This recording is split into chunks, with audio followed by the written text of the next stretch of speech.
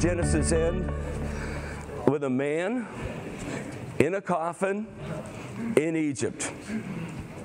Great beginning in Genesis, but the end is a man in a coffin in Egypt. You know what? This is why we need an exodus. We need to get out of that situation. Here's a man, he's dead, he's in Egypt, and this is why all of a sudden the very next book you hit in the Bible is Exodus. We need to get out of a dead, worldly situation to take care of God's purpose. So, in the very first letter A, they're enslaved. And it says they're enslaved in Egypt. And Egypt signifies the world in a specific aspect.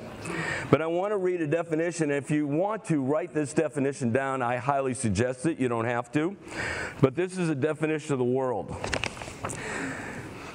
And I was really touched by it when I was getting ready, and I hope you're touched by it. It says the world is Satan's system that usurps God's chosen people and preoccupies them so that they have no time for God. That's the key phrase. They have no time for God and no time for God's purpose. So did y'all catch that? Do you know what the world does? It preoccupies you. It usurps you to the point you have no time for God and no time for God's purpose. That's the world. And the way it's pictured is God's chosen people, the Israelites, were enslaved. And you might read that and say, well, I don't feel enslaved. Actually, I'm having a pretty good time here at UT. Okay, well then let me ask this question. You don't feel enslaved, then just stop doing what you're doing. How easy is it to stop?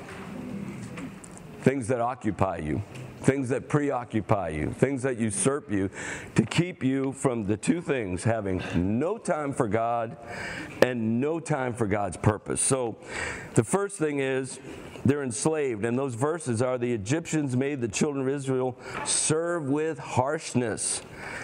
And they made their lives bitter with hard labor and mortar and in brick and in all kinds of labor in the field. All their labor with which they made them serve was with harshness.